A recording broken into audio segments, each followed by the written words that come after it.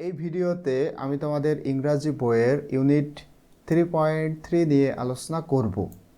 এখানে একটা কবিতা রয়েছে, কবিতার নাম ইফ, এবং এই কবিতা লিখেছেন রুডিয়ার্ড কিপলিং। ইফ মানে যদি, কিন্তু এখানে শর্ত বোঝানো হচ্ছে। তো দেখো, এখানে প্রথম লাইনে বলা হচ্ছে if you can make one heap, heap মানে স্তূপ, of all your winnings, winnings মানে জয় বা বিজয়। তো এটা দ্বারা কি বোঝানো হচ্ছে দেখো, বাংলাটা আমি লিখে দিয়েছি। এই লাইনটি সাফল্য বা কৃতিত্বের সঞ্চয়ের পরামর্শ দেয়।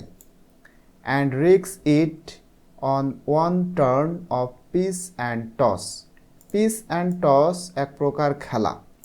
তো এই লাইন দ্বারা বোঝায় পিস অ্যান্ড টস একটি সাধারণ জুয়া খেলাকে বোঝায়, যেখানে একটি মুদ্রা নিক্ষেপ করা হয়।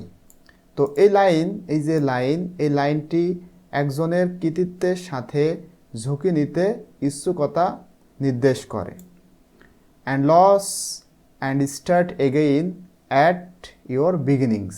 এবং যদি রিস্ক নেওয়ার পরে সেখানে লস হয়, আবারও সেটা পুনরায় শুরু করতে নির্দেশ করে। মানে এই লাইন দ্বারা বোঝানো হচ্ছে যে এমনকি যদি তুমি ব্যর্থতার মুখোমুখি হও বা সব কিছু হারাও, কবিতাটি অতীতের সাফল্য বা ব্যর্থতা নিয়ে চিন্তা না করে নতুন করে শুরু করার পরামর্শ দেয়। And never breathe a word about your loss. এবং তোমার যে লসটা হয়েছে, এই লস নিয়ে কোনো চিন্তা করা যাবে না। ব্রেথ মানে শ্বাস প্রশ্বাস নেওয়া। মানে এটা দিয়ে বোঝাচ্ছে, দেখো এই লাইনটি তুমি সফল বা ব্যর্থ হও না কেন, সংযম বজায় রাখার এবং অভিযোগ বা গর্ব না করার গুরুত্বের ওপর জোর দেয়। If you can force your heart and nerve and sinew. তো এটা দিয়ে কি বোঝাচ্ছে দেখো, এটি বোঝায় নিজের আবেগ, সাহস এবং শারীরিক শক্তির ওপর নিয়ন্ত্রণ করা। এরপরে দেখো, to serve your turn long after they are gone.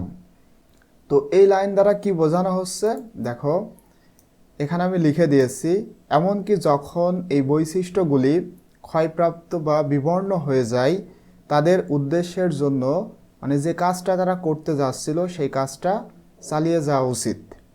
And so hold on when there is nothing in you.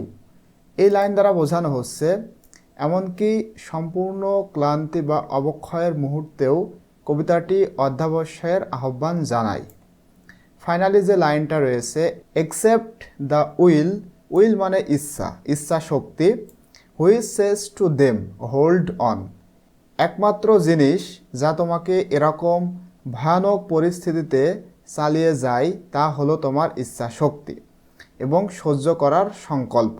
মানে তুমি যতবারই ব্যর্থ হও না কেন, তোমার ইচ্ছা শক্তি থাকতে হবে পুনরায় সফলকাম হওয়ার।